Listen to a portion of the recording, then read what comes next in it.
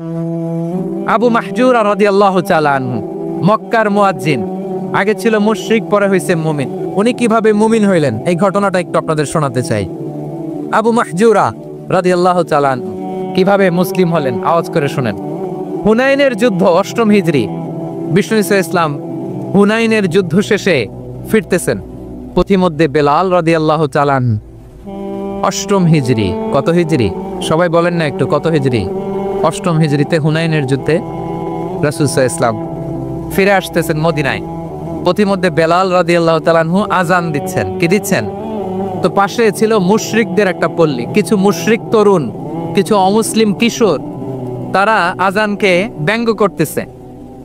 আমাদের বাংলায় মুখ ভেঙ্গানো বলে আর কি। বেলাল রাদিয়াল্লাহু তাআলা আনহু আজান দিচ্ছেন, ওই বাচ্চাগুলো মুশরিক, তো ওরা আজানকে ব্যঙ্গ করতেছে, বিকৃতি করে ওরাও আজান দিচ্ছে। উদ্দেশ্য হচ্ছে আজানকে নিয়ে ঠাট্টা করা। উদ্দেশ্য কি? ঠাট্টা করা। ব্যাপারটা মনে কষ্ট পাওয়ার মতো ব্যাপার না? কিন্তু বিশ্বনবী ওইখানে দেখেন কি খুঁজলেন।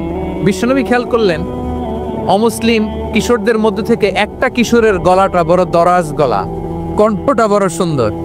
খেয়াল করে দেখলেন যে কিছু কিশোর বেলালের আজানকে ব্যঙ্গ করে, বিকৃতি করে, কিন্তু একজনের কণ্ঠ দেখতে পাচ্ছেন না এত দূরে, কিন্তু কণ্ঠটা বড় সুন্দর, দরাজ গলা। বিশ্বনবী সাহাবীদেরকে বললেন, ধরো এগুলারে, ধরো। সবগুলারে ধরে বিশ্বনবী সামনে আনা হলো। ওরা হাঁটু গেড়ে বসলো। বিশ্বনবী বললেন, তোমাদের মধ্যে কে যেন ব্যঙ্গ করে আজান দিচ্ছিল, তার গলাটা বড় উঁচু, গলার বেসটা বড় মজবুত, মেলোডিয়াস, সুমধুর কণ্ঠ। কে? আবু মাহজুরা বলে, আমার বন্ধুরা সবাই আমার দিকে আঙ্গুল দেখায়, আমি পড়ে গেছি বিপদে।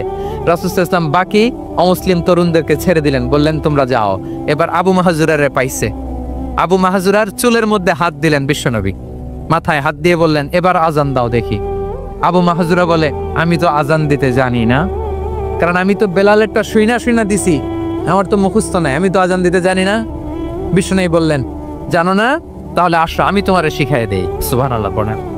আবু মাহজুরা হাঁটু গেড়ে বসে বিশ্বনবীর মোবারক হাত আবু মাহজুরার চুলের মধ্যে।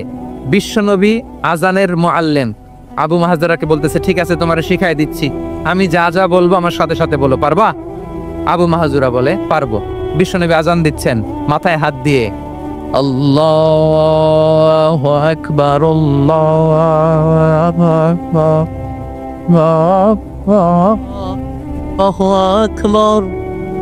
আবু মাহজুরা এই বাক্যটা পড়লেন। বিশ্বনবী দ্বিতীয় বাক্য পড়তে আরম্ভ করলেন, আল্লাহু আকবার,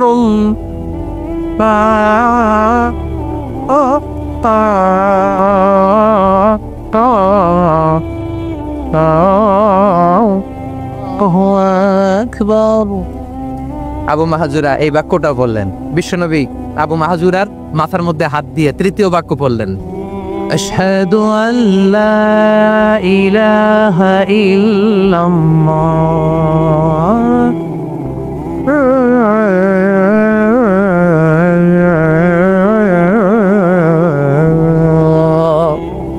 আবু মাহজুরা তৃতীয় বাক্য পড়লেন। বিশ্বনবী একটা বাক্য পরে আবু মাহজুরা পরে, বিশ্বনবী পরে আবু মাহজুরা পরে। আবু মাহজুরা কিন্তু অমুসলিম, মুশরিক। আবু মাহজুরা বলে, এক একটা বাক্য পড়ি আমার কলিজাটা গলে ঠান্ডা হয়ে যায়।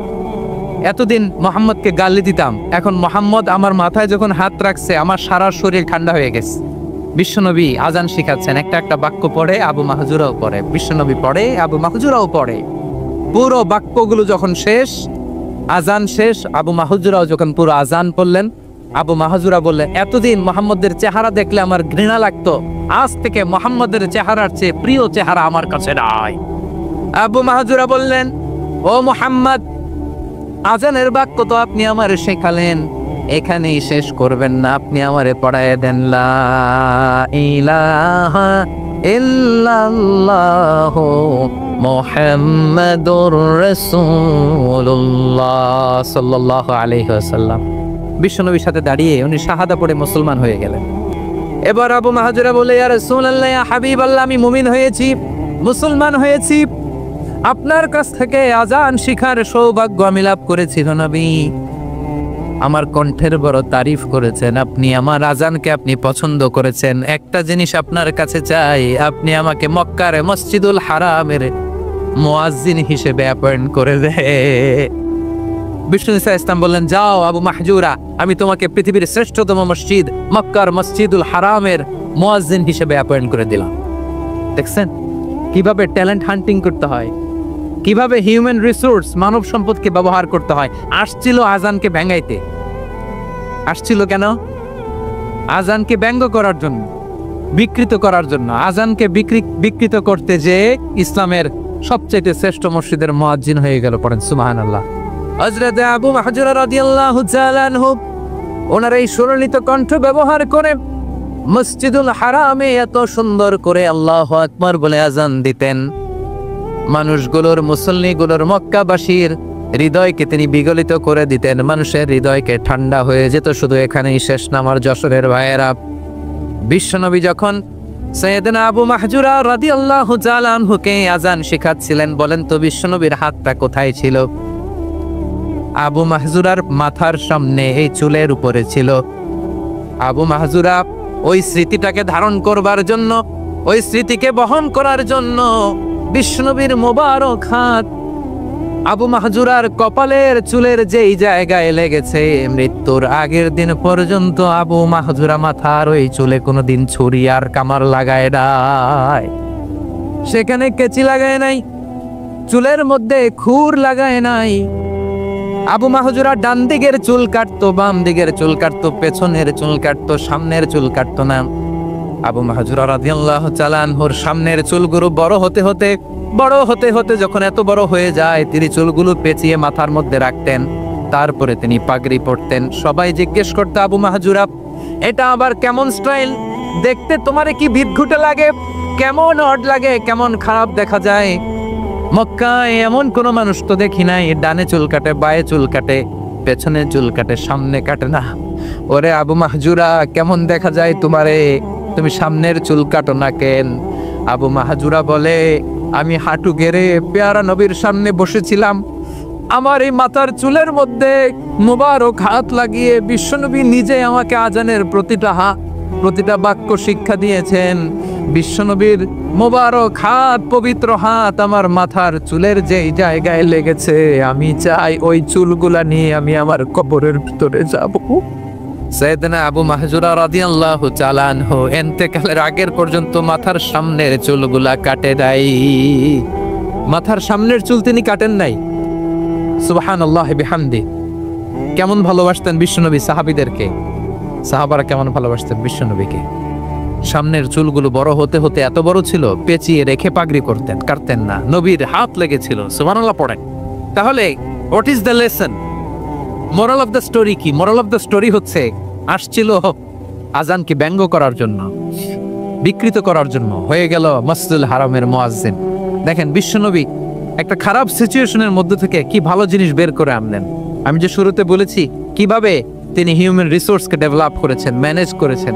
তিনি যে চৌকস ট্যালেন্ট হান্টার ছিল, দেখেন সবার মধ্যে থেকে এরে বাছাই করে মুয়াজ্জিন বানাই দিয়েছেন। সুবহানাল্লাহ পড়েন। তার মানে এই না সবাইরে ধরে ধরে উনি মুয়াজ্জিন বানাইছেন। যার যেই ট্যালেন্ট আছে তাকে ওই কাজে অ্যাসাইন করেছেন। যার যেই প্রতিভা আছে তার প্রতিভাকে ইসলামের কাজে লাগিয়েছেন। সুবহানাল্লাহ পড়েন। যায়েদ বিন সাবিত রাদিয়াল্লাহু তাআলা আনহু নাম শুনেছেন?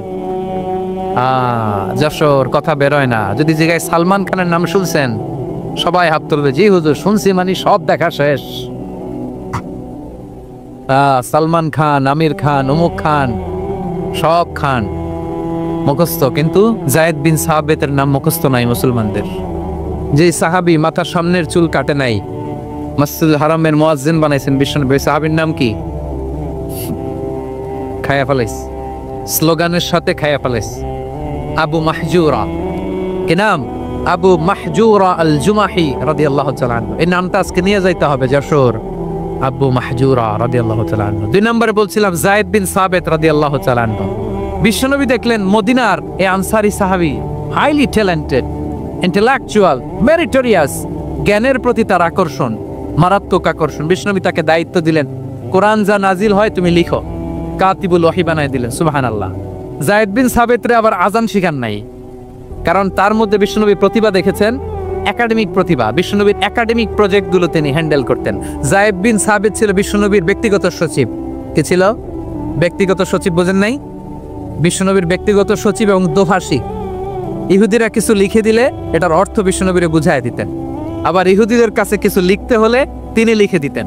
বিশ্বনবী একদিন বললেন, ইন্নী ওয়াল্লাহি মা আমানু ইয়াহুদা আলা কিতাব। ইহুদিরা যে চিঠি পাঠায় অর্থ তো বুঝি না, আরেক ইহুদি আইনা অর্থ করা লাগে। আবার ইহুদিদের কাছে কিছু লিখে পাঠাইতে চাইলে আমরা তো লিখতে পারি না, ইহুদিরে দিয়ে লেখা লাগে। ওরা যে পয়রা শোনায় লিখে দেয়, আমি ওদের বিশ্বাস করি না। আমার নিজের একজন লোক দরকার। বিশ্বনবী যায়েদ বিন সাবেতকে চুজ করলেন ল্যাঙ্গুয়েজের জন্য। উনি বললেন, যায়েদ, তোমার সফট স্কিলকে ডেভেলপ করতে হবে, তুমি হিব্রু ল্যাঙ্গুয়েজ শিখে ফেলো। যায়েদ বিন সাবেত বলল, বিশ্বনবীর মোটিভেশন আর ইন্সপিরেশন পেয়ে আমি 15 দিনে ইহুদিদের এই হিব্রু ল্যাঙ্গুয়েজ শিখে ফেললাম। শুধু শিখে ফেললাম না, হাত্তা হাফিজতু, even I became master in the language. এই ভাষা আমি পারদর্শী হয়ে গেলাম। এরপর ইহুদিরা চিঠি লিখে পাঠালে আর কোনো ইহুদি ডাকা লাগতো না, আমি নবীর এটার অর্থ শুনে পরে বুঝাই দিতাম। আবার ইহুদিদের কাছে চিঠি লেখা লাগলে আমি যায়েদ বিন সাবেত চিঠি লিখে দিতাম। সুবহানাল্লাহ। দেখেন, এত সাহাবীর মধ্যে থেকে বিশ্বনবীর একাডেমিক প্রজেক্ট, ব্যক্তিগত সচিব, দোভাষী হিসেবে তিনি যায়েদ বিন সাবেতের মতো তরুণকে নির্বাচিত করেছেন। কেমন ট্যালেন্ট হান্টার ছিল আমার নবী। সুবহানাল্লাহ পড়বেন না? বিশ্বনবীর ইন্তেকালের পরে সাইয়েদনা আবু বকর রাদিয়াল্লাহু তাআলা আনহু যখন খলিফা হয়ে আসলেন, কোরআনকে সংকলনের দায়িত্ব দেয়া লাগবে, কোন সাহাবীকে দিবেন? সব সাহাবারা মিলে পরামর্শ করলেন। সাইয়েদনা আবু বকর, ওমর সবাই মিলে বিশাল কোরআন সংকলনের গুরু দায়িত্ব বিশ্বনবীর ব্যক্তিগত সচিব, বিশ্বনবীর দুভাষী, বিশ্বনবীর সিলেক্ট করাই লোক যায়েদ ইবনে সাবেত রাদিয়াল্লাহু তাআলা আনহুকে দিয়েছেন। কোরআনের কবি তো আজকে এখানে রাখে নাই। এই যে আজকের যে কোরআন পড়েন, এটা আগে এরকম ছিল না। কোরআন নাজিল হলে সাহাবারা চামড়ার, উটের চামড়ায় লিখে ফেলতো, উটের চ্যাপ্টা হাড্ডির মধ্যে লিখে ফেলতো, গাছের গুড়ির মধ্যে লিখে ফেলতো, বিভিন্ন জনের কাছে ছড়ানো ছিটানো ছিল। আবু বকর রাদিয়াল্লাহু তাআলা আনহু একসাথে করলেন, পরবর্তীতে উসমান রাদিয়াল্লাহু তাআলা আনহু একসাথে করলেন। 114 সূরার এখন এই মুসহাফ, এই কম্পাইলেশন, এই কপি আমরা পেয়েছি, যার হিউজ কন্ট্রিবিউশন ছিল। এই পুরো কোরআন কম্পাইলেশনের প্রজেক্ট ম্যানেজার ছিল যায়েদ বিন সাবেত রাদিয়াল্লাহু তাআলা। কোরআন কম্পাইলেশনের প্রজেক্ট ম্যানেজার, দেখেন ওনারে মাথায় হাত দিয়ে আজান শিখায় নাই। সুবহানাল্লাহ কইবেন না? তাহলে প্রথম সাহাবী আবু মাহজুরাকে মুয়াজ্জিন বানাইলেন, যায়েদ বিন সাবিতকে ব্যক্তিগত সচিব আর দোভাষী বানালেন, মুসআব ইবনে উমাইর রাদিয়াল্লাহু তাআলা আনহুকে ইসলামের প্রথম অ্যাম্বাসেডর বানালেন। তাহলে তৃতীয় নাম্বার একজন সাহাবীর নাম বলছি, মুসআব ইবনে উমাইর। মুসআব কি নাম? নামটা কেমন লাগে? এই কয়েকজনের ভাল লাগে, বাকিদের ভাল লাগে না? ভাল লাগে? এই আর কয়েকটা মিনিট দেওয়া যাবে না আমাকে আল্লাহর রাস্তে? হ্যাঁ ঠিক আছে, আমি তোমাদেরকে ভালোবাসা দেখাবো, দোয়া করব যদি চুপ থাকো, একেবারে চুপ, কষ্ট সহ্য করো। বাকিরে যা সওয়াব পাবে তোমরা ডবল পাবা, যেহেতু কষ্ট বেশি, কিন্তু চুপ। 3 নম্বর সাহাবীর নাম মুসআব। এই ধাক্কাধাক্কি কেন রে ভাই? না না না, এরকম হইলে আসবো না যশোর, আমি আর আসবো না। হয় পিছনে চলে যাও, নাহলে চুপ, ধাক্কাধাক্কি নেই। 3 নম্বর সাহাবীর নাম মুসআব। কি নাম? He was the first ambassador in Islam. ইসলামের প্রথম ডিপ্লোম্যাট, প্রথম কূটনৈতিক, ইসলামের প্রথম কূটনৈতিক, ইসলামের প্রথম ডিপ্লোম্যাট, প্রথম অ্যাম্বাসেডর মুসআব ইবনে উমাইর। মক্কার তরুণ যুবক, উনি পারফিউম লাগাইলে মানুষ দেখলেই বুঝতো এটা মুসআব লাগাইছে। এমন ড্যাশিং ফেসের ছিল, এমন স্মার্ট ড্যাশিং ফেস, এমন পার্সোনালিটির মানুষ ছিল মুসআব রাদিয়াল্লাহু তাআলা। কারণ যিনি ইসলামের স্পোকম্যান হবেন, মুখপাত্র হবেন, তার স্মার্ট হওয়ার দরকার আছে না নাই? আকাবার প্রথম শপথ যখন হলো, তাদের সাথে বিষ্ণু ঈসা ইসলাম মদিনাতে একজন মুখপাত্র পাঠালেন, ডিপ্লোম্যাটকে পাঠালেন, অ্যাম্বাসেডর অফ ইসলাম, তিনি হচ্ছেন মুসআব ইবনে উমাইর। পড়েন সুবহানাল্লাহ। বিশ্বনবী দেখলেন সে অনেক স্মার্ট, তার ডেডিকেশন আছে, সিনসিয়ারিটি আছে, এবং মদিনায় যে আউস খাজরাজ গোত্রের নেতাদের সাথে ডিল করতে হবে, ইহুদিদের সাথে ডিল করতে হবে, ওখানে একজন পাক্কা জানু খেলোয়াড়ের দরকার আছে না নাই? মুসআব ইবনে উমাইর রাদিয়াল্লাহু তাআলা আনহু, ওনাকে বিষ্ণু ঈসা ইসলাম চুজ করলেন। এবং বিষ্ণু ঈসা ইসলামের এই চুজিংটা, এই সিলেকশনটা এত সুন্দর ছিল, তিনি মদিনাতে যে বিশ্বনবী আসার আগেই মদিনার জমিনকে তিনি উর্বর করে ফেলছেন। প্রতিটা ঘরে ঘরে কালিমার দাওয়াত তিনি পৌঁছায় দিচ্ছেন। জুমার বিধান নাজিল হয়েছে, কিন্তু মক্কায় পরিবেশ নাই জুমা পালনের। বিষ্ণু ঈসা ইসলাম একজনকে দিয়ে খবর পাঠালেন, যাও মদিনায় মুসাবকে যে বলো, মুসাব তো আমার শিক্ষক, আমার স্পোকম্যান, মদিনাতে যেন তারা জুমা কায়েম করে। বিশ্বনবীর আগেই মুসাব মদিনার মুসলিমদেরকে নিয়ে মদিনায় প্রথম জুমা কায়েম করে ফেলছে। কোন সুবহানাল্লাহ। ডিপ্লোম্যাটদের কেমন হইতে হয়, অ্যাম্বাসেডার কেমন হইতে হয়, মুসাব রাদিয়াল্লাহু তাআলা আনহুর কাছ থেকে শিখে নাও। মুসাব নামটা কেমন লাগে? যশোর যাদের সন্তান হবে, ছেলে সন্তান, আমার রাস্তায় পাইলে সবাই জিজ্ঞেস করে, হুজুর একটা নাম দেন, আমার ছেলে হবে। যশোরবাসীর জন্য আমি একটা নাম দিয়ে দিলাম, নাম রাখতে হবে মুসাব। কি নাম? নামটা যাতে ভাল লাগে, ছেলে সন্তান অনাগত আসবে, মনে চাইলে নাম রেখে দিবেন মুসাব রাদিয়াল্লাহু তাআলা আনহুর নামে মুসাব। তাহলে মুসাব রাদিয়াল্লাহু তাআলা আনহুকে বিশ্বনবী ল্যাঙ্গুয়েজ শিখান নাই, সফট স্কিল শিখান নাই। যায়েদ রাদিয়াল্লাহু তিনি হিব্রু ল্যাঙ্গুয়েজ শিখেছেন, সুরিয়ানি শিখেছেন, কিন্তু মুসাবকে তিনি বানিয়েছেন the spokesman of Islam, the first diplomat, the ambassador of Islam. সুবহানাল্লাহ পড়বেন না? আব্দুল্লাহ ইবনে আব্বাস রাদিয়াল্লাহু তাআলা আনহু বিশ্বনবীর কাজিন, চাচাতো ভাই। আবার মাইমুনা রাদিয়াল্লাহু তাআলা আনহু, মাইমুনা নবীর স্ত্রী, তিনি ছিলেন আব্দুল্লাহর আপন খালা। তো নবীর বউ যদি ওনার খালা হয়, নবী তার কি? বুঝে নাই, নবী তার কি? খালু। তাহলে সম্পর্ক অনেক গভীর, কাজিন আবার খালু। ছোট্ট মানুষ, তাই রাতে মাঝে মাঝে ঘরে থাকতো। বিশ্বনবী দেখলেন আব্দুল্লাহ যেহেতু আমার ঘরে ঢুকতে পারে, আব্দুল্লাহরে এই উম্মতের বড় শিক্ষাবিদ বানাইতে হবে। কথা বোঝা নাই? আব্দুল্লাহকে কি বানাইতে হবে? শিক্ষাবিদ, এডুকেটর অফ দিস উম্মাহ, এই উম্মার শিক্ষাবিদ বানাইতে হবে। তাই আব্দুল্লাহ ইবনে আব্বাসকে বিশ্বনবী হাতে কলমে শিক্ষা দিয়েছেন। আহারে, আর এরপরে যে কি ভাষা আসবে তোমাদের জন্য আমার মুখ থেকে আমি নিজেও জানি না, আমি নিজেও জানি না। 1 ঘন্টা যাবত ধাক্কা ধাক্কি মারামারি। তো আসতে বলছে কি তোমাকে? পেছনে চলে যাও, জায়গা না পেলে। পুরো প্রোগ্রামটাই নষ্ট করে দিল। জি, আমার দিকে তাকান, আমি শেষ করে দিচ্ছি। হবে না, ইন্টেলেকচুয়াল আলোচনা এখানে হবে না, আমি বুঝতে পারছি, আমি শেষ করে দিচ্ছি। আব্দুল্লাহ ইবনে আব্বাস রাদিয়াল্লাহু তাআলা আনহু, মনোযোগ দিয়ে কয়েকটা মিনিট শুনুন, আমি এখনই শেষ করে দিচ্ছি। এরপর আওয়াজ করবে, এই যে এগুলো কি আমি বুঝলাম না। আমি বললাম না সব করা যাবে, বসে যাও, শুয়ে যাও, চলে যাও, আওয়াজ করা যাবে না। অন্যকে বসো এটাও বলার দরকার নেই, জাস্ট এদিকে তাকাও। আল্লাহ। আব্দুল্লাহ ইবনে আব্বাস রাদিয়াল্লাহু তাআলা আনহু, ওনাকে বিশ্বনবী হাতে কলমে শিক্ষা দিয়েছেন, যেহেতু উম্মতের শিক্ষাবিদ হবেন, এডুকেটর হবেন। তো বিশ্বনবী রাতে যখন তাহাজ্জুদ পড়তেন, ছোট্ট আব্দুল্লাহ ঘরে থাকতো। বুঝতে পেরেছেন? ছোট্ট মানুষ তো ঘরে থাকতো। তো বিশ্বনবী তাহাজ্জুদের জন্য একবার দাঁড়িয়েছেন, ছোট্ট আব্দুল্লাহ ওযু করে দাঁড়াইছে। আচ্ছা বলেন তো, ইমাম আর মুসল্লি মোট যদি 2 জন হয়, একজন ইমাম একজন মুসল্লি, তো মুসল্লি ইমামের কোন দিকে দাঁড়াবে? ডানে দাঁড়াবে। ছোট্ট আব্দুল্লাহ বোঝে নাই, বিশ্বনবী তাহাজ্জুদ শুরু করেছেন, উনি ইক্তেদা করছেন আর দাঁড়াইছেন বায়ে। কোথায় দাঁড়িয়েছেন?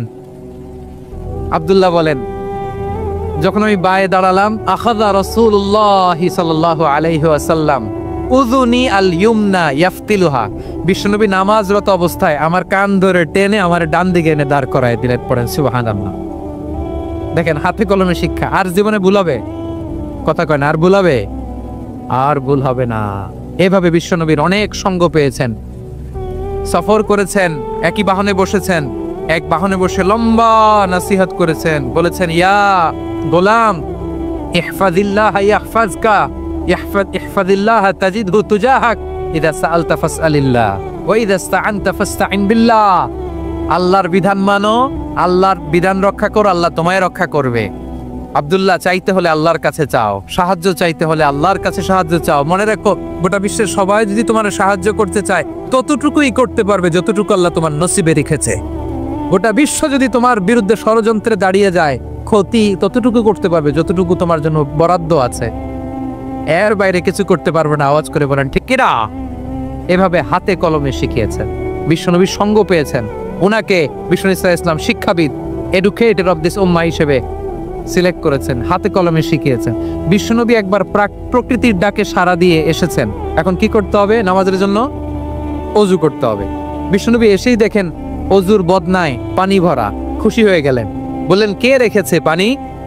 একজন বলল, আব্দুল্লাহ রেখেছে। বিশ্বনবী অত্যন্ত খুশি হলেন, খুশি হয়ে একটা দোয়া করলেন, বললেন, আল্লাহুম্মা ফাক্কিহু ফিদ্দীন ওয়া আল্লিমহু তা'ওয়ীল। আল্লাহ, তুমি আব্দুল্লাহকে দ্বীনের বুঝ দিও আর কোরআনের তাফসির শিক্ষা দিও।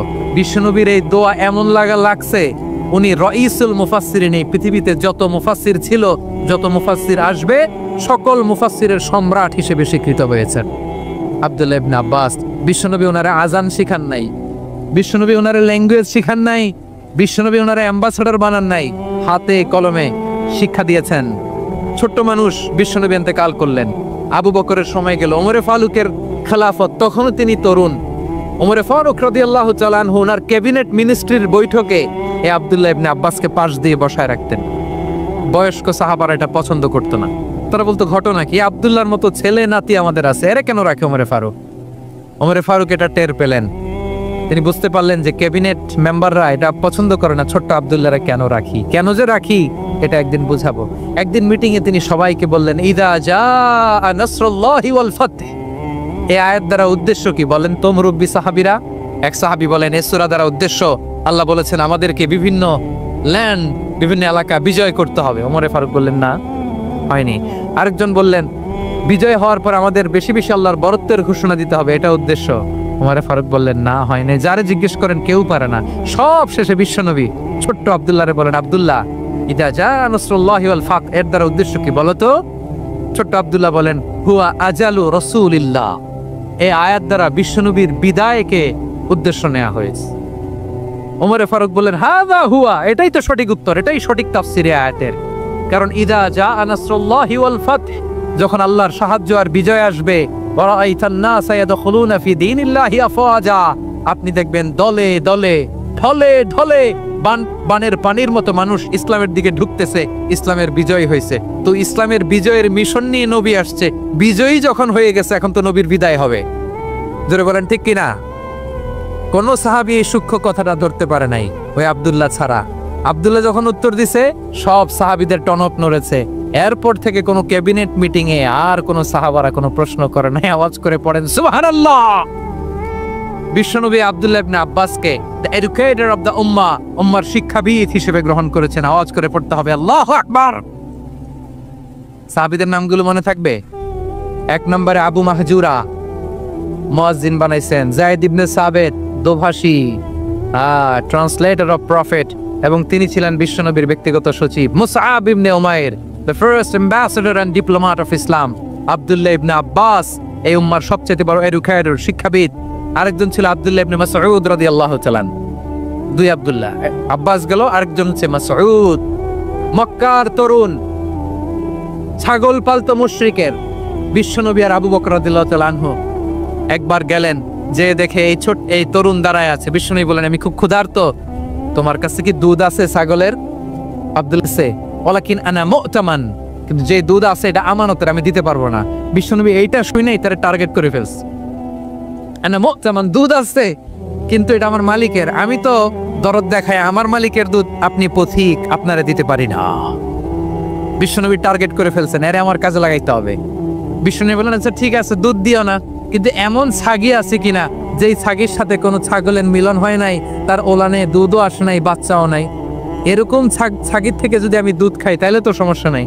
বলতেছে, এরকম ছাগির থেকে দুধ খাইলে সমস্যা নাই, কারণ এরকম ছাগির ওলান থেকে দুধ আসবেও না।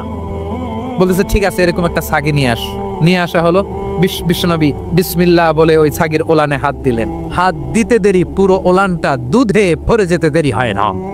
বিশ্বনবী আর আবু বকর রাদিয়াল্লাহু তাআলা আনহু দহন করে পেট ভরে খেলেন।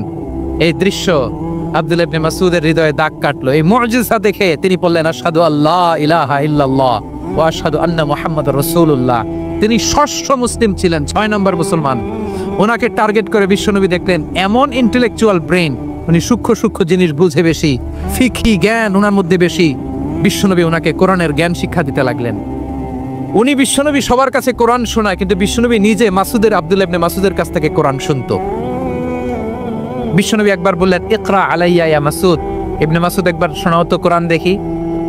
আব্দুল্লাহ ইবনে মাসউদ বলে, আকরাউ আলাইকা ওয়া আলাইকা উনজিল।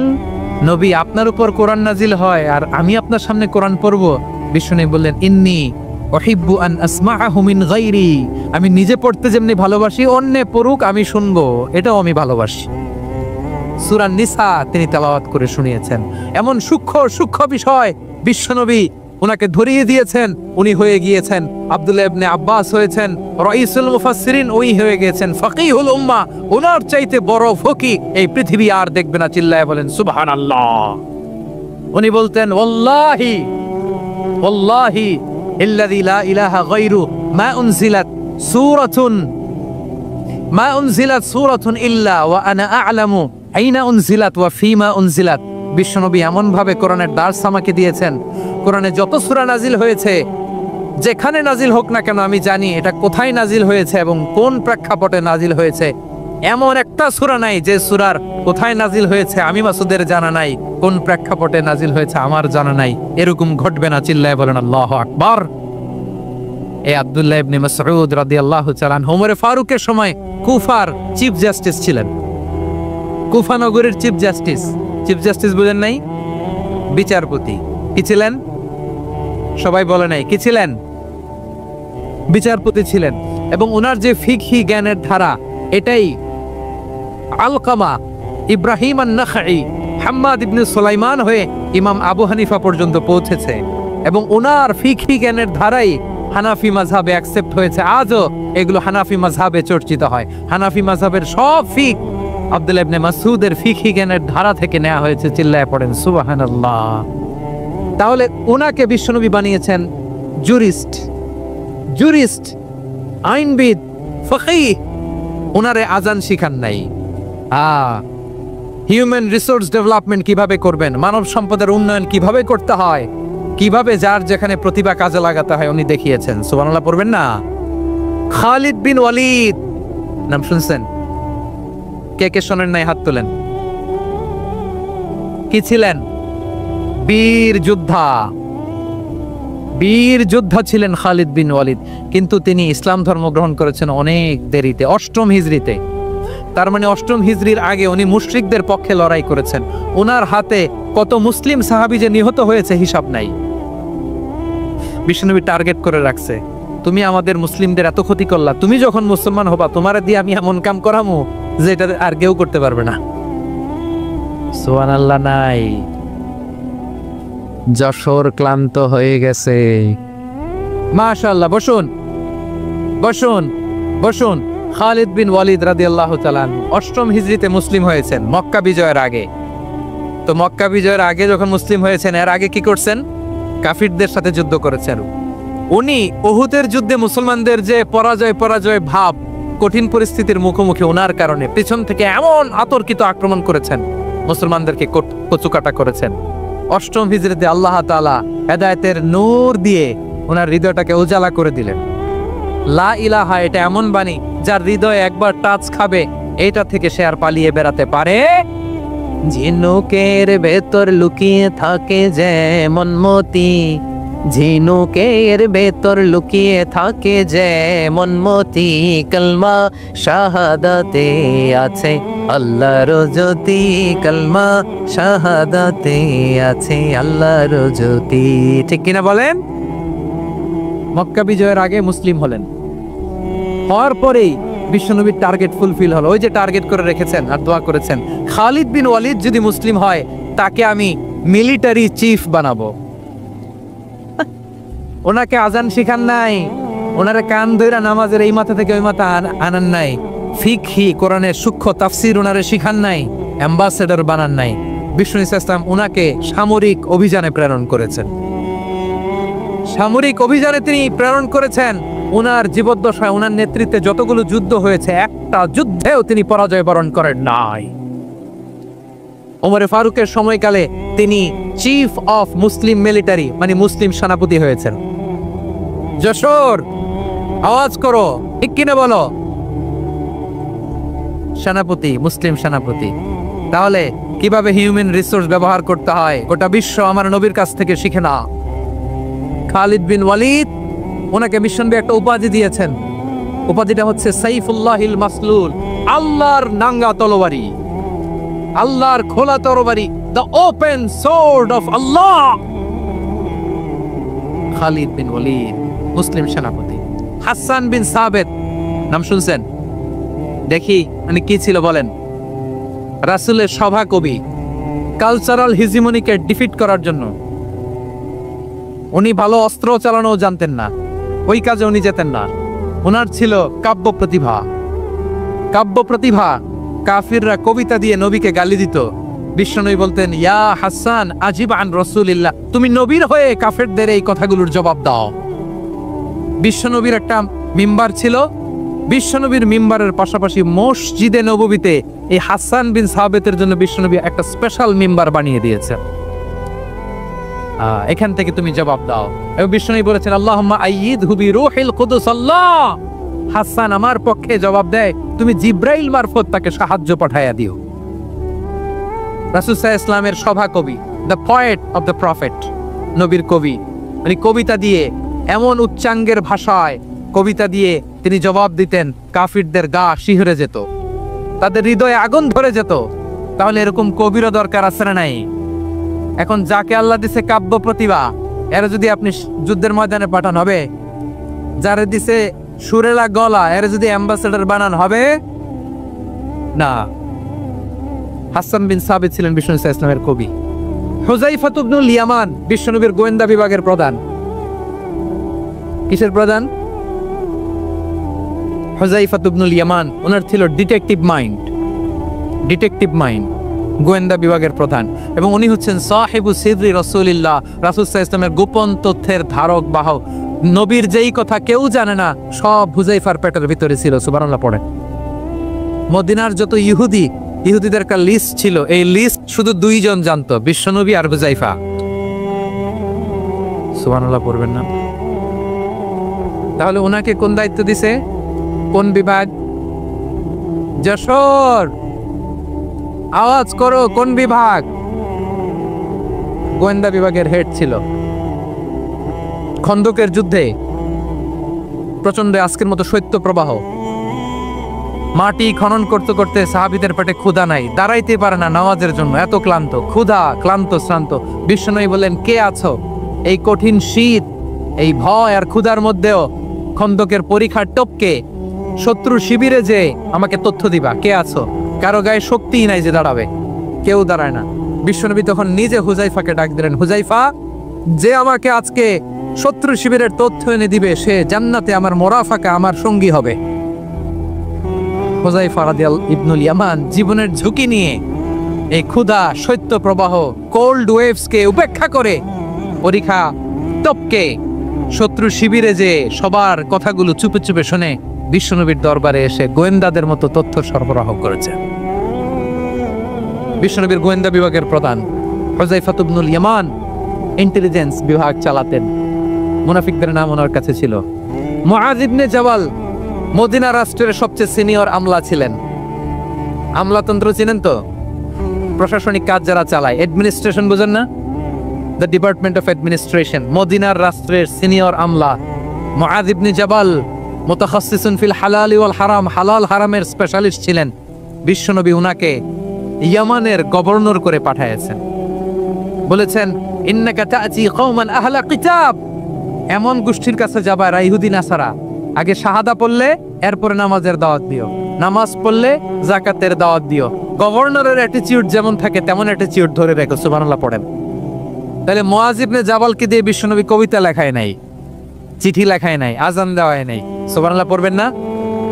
সব শেষ সাহাবী বলি আবু হুরায়রা রাদিয়াল্লাহু তাআলা আনহু, নাম শুনছেন? বিড়ালের বাবা। কি করতেন?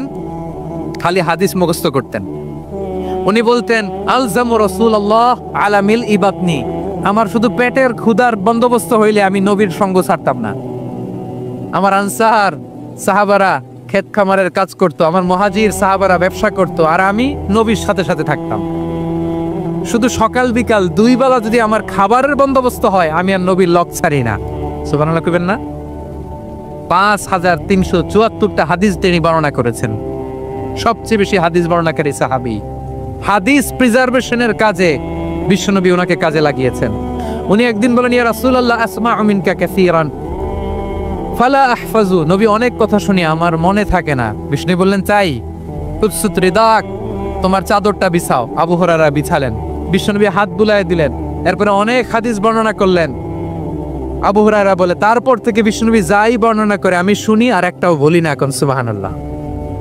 বিশ্বনবী ওনাকে হাদিস প্রিজার্ভেশন, নবীর এই যে লক্ষ্য হাদিস প্রিজার্ভেশনের এই দায়িত্ব দিয়েছেন সাইয়েদনা আবু হুরায়রা রাদিয়াল্লাহু তাআলা আনহুকে। প্রিয় ভাইরা, তাহলে 10 জন সাহাবীর কথা যে বললাম, আপনারা কি খেয়াল করেছেন কত বড় ট্যালেন্ট হান্টার, চৌকস ট্যালেন্ট হান্টার ছিল আমার নবী। এক একজনের এক এক ট্যালেন্ট, এক এক কাজে অ্যাসাইন করেছেন, এক একজনকে এক এক দায়িত্ব দিয়েছেন, এক একজনের প্রতিভাকে এক একভাবে বিকশিত হওয়ার সুযোগ দিয়েছেন। আওয়াজ করে বলেন ঠিক কি না? এখন আমার পর্দার আড়ালে আমার মায়েরা বলবে, এতগুলো পুরুষ সাহাবীর কথা বললো, নারী সাহাবীরা কি কিছু করে নাই? হ্যাঁ, একজন নারী সাহাবীর কথা বলে মোনাজাত হবে, দোয়া ছাড়া কেউ যাব না। রুফাইদা আল আসলামিয়া রাদিয়াল্লাহু তাআলা আনহা, ওনার বাবার নাম সাআদ আল আসলামি। বিশ্বনবী কি খেয়াল করলেন দেখেন, সাআদ ছিল মদিনার বড় ডাক্তার। এই নারী সাহাবী রুফাইদা বাবার কাছ থেকে চিকিৎসা বিদ্যা শিখেছে। যখন শিখছে, বিশ্বনবী দেখলেন আমার তো প্রতি সপ্তাহে সপ্তাহে যুদ্ধে আহত সাহাবীদের সেবা দিবে কে? বিশ্বনবী রুফাইদাকে বললেন, রুফাইদা তুমি মসজিদে নববীর পাশে একটা মেডিকেল ক্যাম্প করো। এই যে সাকিনা আদ্দিন মেডিকেলের আমার ছাত্রী বন্ধুরা, শুনে রাখো, তোমাদের আইকন হচ্ছে রুফাইদা আল আসলামিয়া। বিশ্বনবীর ডিরেকশন অনুযায়ী তিনি মসজিদে নববীর পাশে একটা মেডিকেল ক্যাম্প করলেন এবং আহত সাহাবাদের চিকিৎসা উনি ওনার টিম নিয়ে দিতেন। বিশ্বনবীর পরামর্শে উনি আনসারি এবং মুহাজির মহিলা সাহাবীদেরকে নিয়ে একটা স্পেশাল মেডিকেল টিম গঠন করলেন।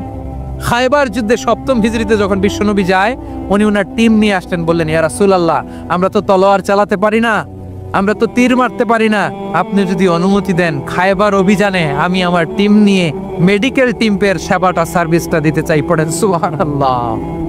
বিশ্বনবী অনুমতি দিলেন, যোদ্ধা সাহাবীদের সাথে রুফাইদা আল আসলামিয়া উনিও মেডিকেল টিম নিয়ে অগ্রসর হলেন। খায়বারের প্রতিটা আহত ইনজুর্ড সাহাবী যারা ইনজুরির শিকার হয়েছেন, সবাই রুফাইদা আল আসলামিয়ার এই মেডিকেল ক্যাম্প থেকে চিকিৎসা সহায়তা পেয়েছেন। সুবহানাল্লাহ পড়েন। দেখেন কিভাবে বিশ্বনবী ট্যালেন্ট বাছাই করতেন। আপনি অবাক হবেন, বাহরাইনের মেডিকেল ইউনিভার্সিটিতে রুফাইদা আল আসলামিয়া মেডিকেল প্রাইজ অ্যাওয়ার্ড প্রতি বছর দেয়া হয়।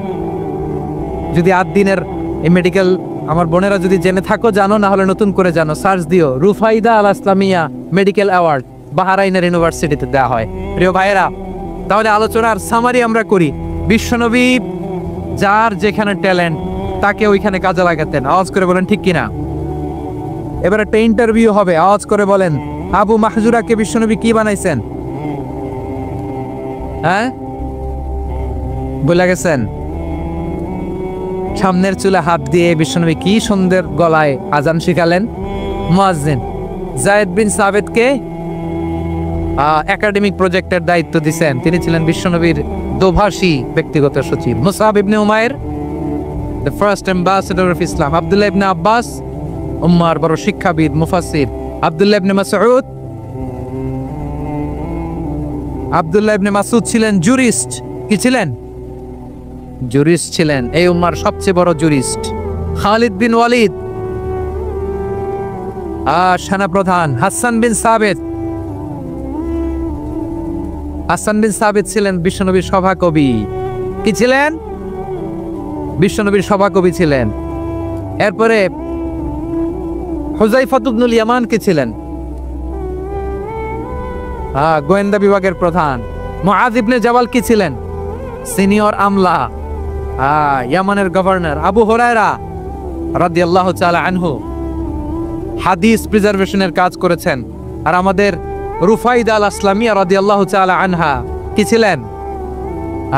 নার্স ছিলেন, নার্স হয়ে মেডিকেল সেবা দিয়েছেন। প্রিয় ভাইয়েরা, পুরো আলোচনার যদি সামারি করি, তাহলে বিশ্বনবী যেভাবে হিউম্যান রিসোর্সকে ম্যানেজ করেছেন, যার যেখানে প্রতিভা কাজে লাগিয়েছেন, আমরাও যদি করি, আমাদের বাংলাদেশের চিত্র আমরা পাল্টে দিতে পারবো। ভাইয়েরা, বোনের সাথে খারাপ আচরণ করো না। সন্তান মায়ের সাথে খারাপ আচরণ করো না। আমাদের মায়েরা আমাদের asset, they are our priceless asset. কারণ এই মায়েদের পেটে এসেছে আল্লাহর ওলিরা, এই মায়েদের পেটে এসেছে খান জাহান আলী, এই মায়ের পেটে এসেছে শাহজালাল ইয়ামানি, এই মায়ের পেটে এসেছে আল্লাহর সব নবীরা। নাকি নবীরা আকাশ থেকে ধপ করে জমিনে নেমে আসছে? মায়ের পেটে আসছে। এই মায়ের পেটগুলো খনি। আমার সম্মানিতা মায়েরা বোনেরা, নিজেকে ইসলাম দিয়ে সাজান, নিজেকে ইসলাম দিয়ে সাজান, নিজেকে পবিত্র রাখুন, নিজের আব্রু ইমান ইজ্জতের হেফাজত করুন, কোরআন পড়ুন, সুন্নাহ পড়ুন। আপনি জানেন না আপনার গর্ভে কে আসছে, কোন ক্ষণজন্মা পুরুষকে আল্লাহ তাআলা আপনার গর্ভে পাঠাবে আপনি জানেন না। মায়েরা নিজেদেরকে পবিত্র রাখুন, ইসলাম চর্চা করুন, কোরআন চর্চা করুন, নৈতিকতা দিয়ে নিজেকে সাজান। যশোরের জেনজি, নিজেদেরকে প্রস্তুত রাখো আগামীর বাংলাদেশের জন্য। নৈতিকতা, মোরালিটি, ভ্যালিউজ দিয়ে নিজেকে সাজাও, ইসলাম দিয়ে নিজেকে সাজাও, কারণ আগামীর বাংলাদেশ ইসলামের বাংলাদেশ। বাংলাদেশের আসল পরিচয় ইসলাম। বাংলাদেশের আসল পরিচয় কি? সবাই বলে না। বাংলাদেশের আসল পরিচয় কি? এই ইসলাম নিয়ে আমরা সংসদ ভবন সাজাবো, রাজি আছি না নাই? শেকড় ভুলে যাওয়া যাবে না। আমরা ধাপে ধাপে শারিয়া আইনের দিকে যাব ইনশাআল্লাহ, কিন্তু জঙ্গিবাদ দিয়ে নয়, কট্টরপন্থা দিয়ে নয়। আমরা ইন্টেলেকচুয়ালি, গ্রাজুয়ালি, ধাপে ধাপে শারিয়া আইনের দিকে মুখ করব ইনশাআল্লাহ। বলো লিল্লাহি তাকবীর। এদেশের আসল পরিচয় সবাই বলে না, আওয়াজ করে এদেশের আসল পরিচয়। এদেশে আজান শুনে সূর্য ওঠে শহর গ্রামে, এদেশে আজান শুনে সূর্য ডুবে সন্ধ্যা নামে, এদেশে সকল কাজে সবাই বলে বিসমিল্লাহ, এদেশে ভালো কিছু দেখে শুনে হাসি মুখে সবাই বলে মাশা আল্লাহ, সুবহানাল্লাহ, সুবহানাল্লাহ, সুবহানাল্লাহ, সুবহানাল্লাহ, সুবহানাল্লাহ, সুবহানাল্লাহ, সুবহানাল্লাহ, সুবহানাল্লাহ। ও নবীন তরুণ, তোমার কিসের এত ভয়? জেনে রেখো বাংলাদেশের আসল পরিচয়। বাংলাদেশের আসল পরিচয় ইসলাম। আওয়াজ তুলে বলো, আসল পরিচয় কি? এদেশে পরস্পরে দেখা হলে দেয় সালাম, এদেশে আমজনতার হৃদয় জুড়ে পাক্কালাম। ঠিকিরা। এদেশে বিপদ এলে সর্বজনে সর্বক্ষণে দোয়া পড়ে ইন্না লিল্লাহ, সুবহানাল্লাহ, সুবহানাল্লাহ, সুবহানাল্লাহ, সুবহানাল্লাহ। এদেশে আজান শুনে সূর্য ওঠে শহর গ্রামে, এদেশে আজান শুনে সূর্য ডোবে সন্ধ্যা নামে, এদেশে সকল কাজে সবাই বলে বিসমিল্লাহ, এদেশে ভালো কিছু দেখে শুনে হাসি মুখে সবাই বলে মাশা আল্লাহ, সুবহানাল্লাহ। আওয়াজ করে সুবহানাল্লাহ, সুবহানাল্লাহ, সুবহানাল্লাহ, সুবহানাল্লাহ। সবাই একসাথে সুবহানাল্লাহ, সুবহানাল্লাহ, সুবহানাল্লাহ, সুবহানাল্লাহ। এদেশের আসল পরিচয় কি? আওয়াজ করে বলতে ভয় লাগে। এদেশের আসল পরিচয় কি? ইসলাম দিয়ে আমাদের সংসদ ভবন চলুক, আমরা চাই কি চাই না? বঙ্গভবনে লা ইলাহা ইল্লাল্লাহর পতাকা উড়ুক, আমরা চাই কি চাই না? প্রতিটি জেলা অফিসে, ডিসি অফিসে লা ইলাহার পতাকা ঝুলুক, আমরা চাই কি চাই না? কারা কারা চাই হাত তুলে আল্লাহর দেখায়। মাশাআল্লাহ, মাশাআল্লাহ, মাশাআল্লাহ, মাশাআল্লাহ। যশোর, আওয়াজ করে বলো, ভালো মানুষ না খারাপ মানুষ? বুঝে বলছো তো? মানুষ ভালো হলে যে কত ভালো। এই মানুষকে যত্ন নিলে, মানুষকে মানুষ বানালে যে সে কি হতে পারে শুনবা? হ্যাঁ, নাকি মোনাজাত দিয়ে দিব? শুনবা? তাহলে থামতে হবে। থামো, আমি যখন বলবো থামো থামো। তাকবীরের সময় দিলে তাকবীর। থামো থামো। মানুষকে যত্ন নিলে, হ্যাঁ এদিকে এদিকে, ড্রোন নামায় ফেলো। হয়েছে, ড্রোনের ফুটেজ হয়ে গেছে, এবার ড্রোন নামায় ফেলো। আমার দিকে তাকাও। মানুষকে, তোমরা এদিক সেদিক তাকালে তো গুরুত্বপূর্ণ পয়েন্ট মিস হয়ে যাবে। এদিকে এদিকে, হ্যাঁ মাসি, ঠিক আছে এদিকে। মানুষকে যত্ন নিলে মানুষের মধ্যে যারা কি পটেনশিয়াল রেখেছে। আমি জাপানের দুইটা উদাহরণ দেই। জাপানের এই এই এভাবে এভাবে হবে, হয় বসো নয় পেছনে, কথা নেই, কথা তো বলাই যাবে না, হারাম কথা বলা আজকে, একেবারে চুপ। আজকের জন্য হারাম করে দিছে আমি কিছু সময়ের জন্য, একেবারে নিষিদ্ধ। জাপানের দুইটা উদাহরণ দেই, খেয়াল করে একটু শোনেন, বুঝবেন। আল্লাহ, 2022 সালে জাপানের সাথে জার্মানির খেলা, ফিফা ওয়ার্ল্ড কাপ 2022। এক পক্ষে জাপান, আরেক পক্ষে কোন দেশ? কথা শোনা নাই। এক পক্ষে কোন দেশ, আরেক পক্ষে সবাই, এক পক্ষে আরেক পক্ষে।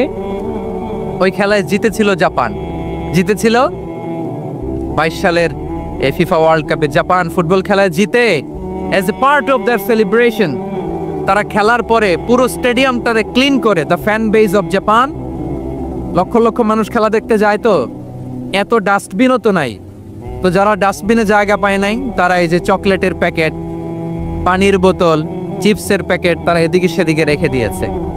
জাপানের ভক্তরা, জাপানের ফলোয়াররা as a part of their celebration তারা খেলার পরে পুরো স্টেডিয়ামের সব ময়লা আবর্জনা ক্লিন করে তারপরে বিদায় নিয়েছে।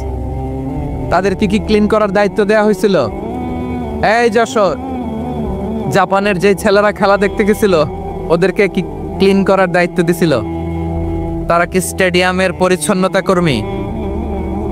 তাদের আকল, তাদের সিক্স সেন্স তাদেরকে বলেছে। ছোটবেলা থেকে জাপান গভর্নমেন্ট ওদেরকে এত পরিচ্ছন্নতা শেখায়, ক্লিনলিনেস অ্যাওয়ারনেস ক্যাম্পেইন করায়।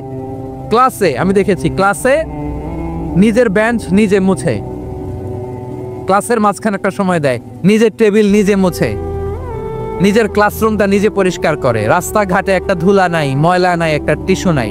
খেলার পরে গোটা বিশ্বকে তাক লাগিয়ে দিয়েছে। জাপানের ফ্যানরা সবার রেখে যাওয়া গার্বেজ, টিস্যু, বোতল পরিষ্কার করে তারপরে স্টেডিয়াম থেকে বিদায় নিয়েছে। আমরা কেন এমন হইতে পারলাম না? আমরা কেন এমন হইতে পারলাম না? জাপানের যারা এগুলো করছে ওদের 3টা করে চোখ না? চোখ তো 3টা, জাপানো লাগো, জাপানো লাগো। হাত তো 4টা, কান তো 6টা। হ্যাঁ, নাকি আমার মতো 2 হাত 2 কানওয়ালা মানুষ? চোখে দেখলে এটা মানুষ না। চিন্তা করছেন?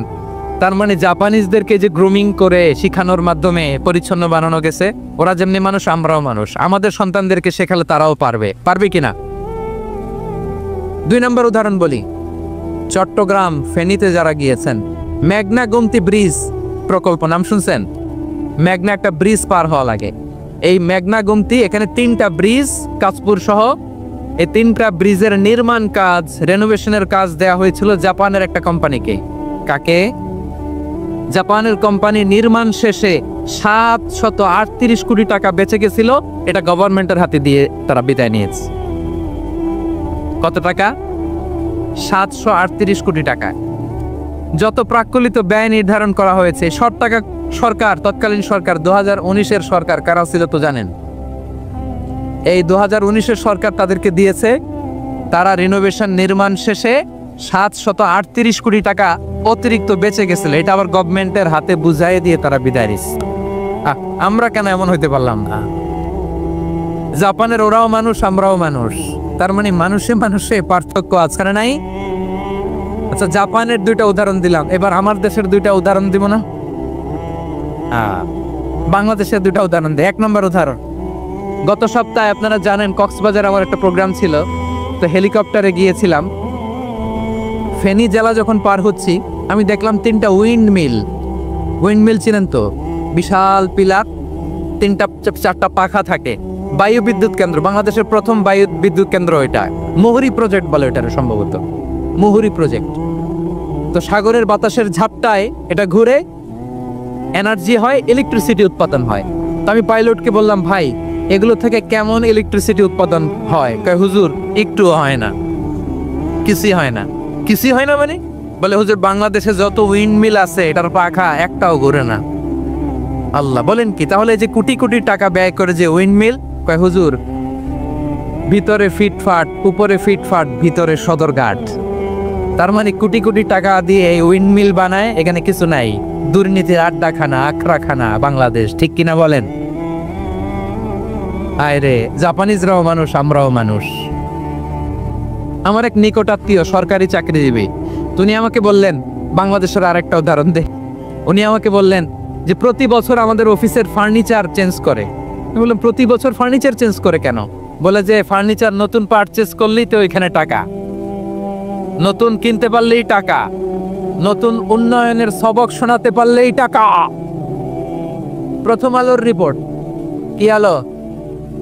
প্রথম আলোর রিপোর্ট, গত 15 বছরে উন্নয়নের নামে লুটপাট হয়েছে প্রায় 3.25 লাখ কোটি টাকা। কার রিপোর্ট? আমাদের বানানো কথা। প্রথম আলোর রিপোর্ট। গত 15 বছরে কারা ছিল জানেন তো? হ্যাঁ, শুধু ওনাদেরকেই দোষ দিয়ে লাভ নাই। স্বাধীনতার পর থেকে শুধু শাসকের হাত বদল হয়েছে, আমরা কিছু পাই নাই, ঠিক কিনা বলেন? শুধু ওনাদের দোষ দিয়ে কি লাভ? একদল খাইছে, আরেক দল খাওয়ার জন্য রেডি হয়ে আস। আমরা এরকম চাই না, জনগণকে ফুটপাতে বসাই দিস। প্রিয় ভাইয়েরা, জাপানের মানুষও মানুষ, আমরাও মানুষ। সিদ্ধান্ত আপনার, কোন মানুষ হবেন, ভালো মানুষ না খারাপ মানুষ? আজকের আলোচনার বিষয় হচ্ছে মানব সম্পদের উন্নয়ন, human resource development. It's a process to increase the capacity of knowledge, skill, capacity of the people of a country. একটা দেশের মানুষের জ্ঞান, তাদের দক্ষতা কি করে বাড়ানো যায়, বাড়িয়ে দেশের উন্নয়ন করানো যায়, এটাই হচ্ছে মানব সম্পদ উন্নয়নের মূল কথা। তাহলে মানব সম্পদ হচ্ছে একটা দেশের সবচাইতে শক্তিশালী পুঁজি। প্রাকৃতিক সম্পদ, খনিজ সম্পদের চেয়েও দামি হচ্ছে মানব সম্পদ। আমার প্রিয় যশোর, প্রাকৃতিক সম্পদ, খনিজ সম্পদের চেয়ে দামি সম্পদ কি সম্পদ? আল্লাহ তাআলা দয়া করে আমাদেরকে এই মানব সম্পদ দিয়েছেন। আসুন আমাদের এই মানুষগুলোকে আমরা সোনার মানুষ বানাই। রাজি আছেন তো সবাই? রাজি আছেন? মানুষ পারেন এমন কোনো কিছু নাই, চাইলে সব পারে। এজন্য মানুষকে তারবিয়া দিতে হবে, যথাযথভাবে তাদেরকে গড়তে হবে।